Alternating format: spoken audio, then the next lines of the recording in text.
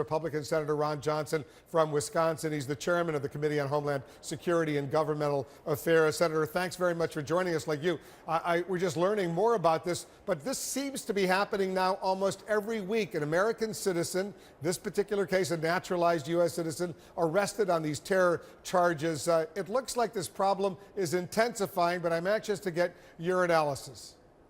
It is. Well, it's very concerning. We had a man in Madison, or in Wisconsin, that was just arrested as well, trying to, travel over to the Middle East to join ISIS. So this is very concerning, and it's one of the reasons I've been talking about is the fact that we have got to actually accomplish what President Obama laid out as a goal: degrade and defeat ISIS, because as long as ISIS remains, as long as they are not defeated, as long as they're perceived as not losing, they're going to continue to inspire individuals like that to go join the jihad, get trained, come back and pose a threat to West and to America.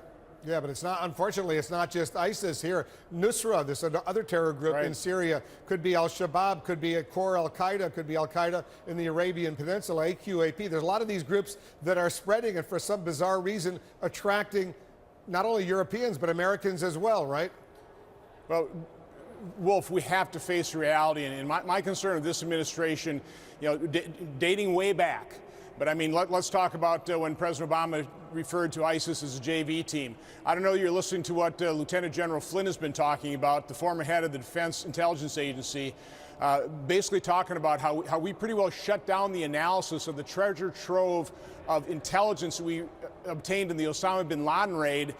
Willful ignorance is the charge he leveled against this administration, basing a strategy on willful ignorance, just a denial of reality. So we've got to face these harsh realities. We need an effective intelligence gathering capability with robust monitoring and oversight by Congress, no doubt about it, but intelligence gathering is our best line of defense. And fortunately, in a couple of these instances, it's working and we're catching these people, but how many people are slipping through, how many people are here, how many people are plotting against America, it's a real concern.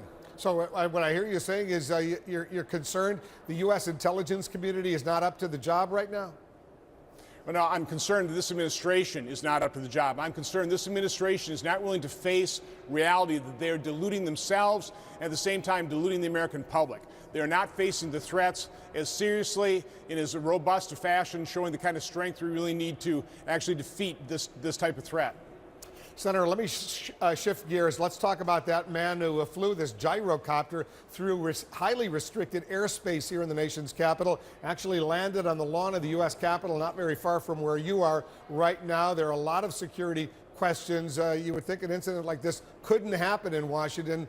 Since 9/11, there have been anti-aircraft missile systems all around the city, as you know. What does this say about U.S. ability to counter? I mean, fortunately, this guy wanted to just make a political statement about campaign fundraising, but if he had been a terrorist, it could have been a disaster. Sure. I mean, let's face it, there are vulnerabilities.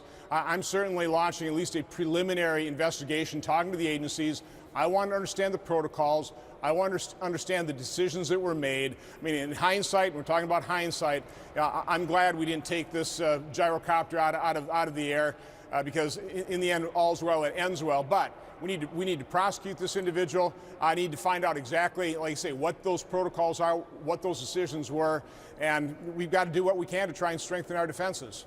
He was literally, we're told, flying underneath, below the radar, the radar capability of what's going on, and arguably the most restricted airspace in the United States between the White House, the Mall, and Capitol Hill. I guess they're going to have to come up with some new technology, right? Well, again, what I don't want to talk about is what our exact capabilities are. We don't want people to fully know that. I am concerned about some, a stunt like this inspiring other type of action. But this is very concerning. There's no doubt about it. That's why, I am starting to talk to these agencies.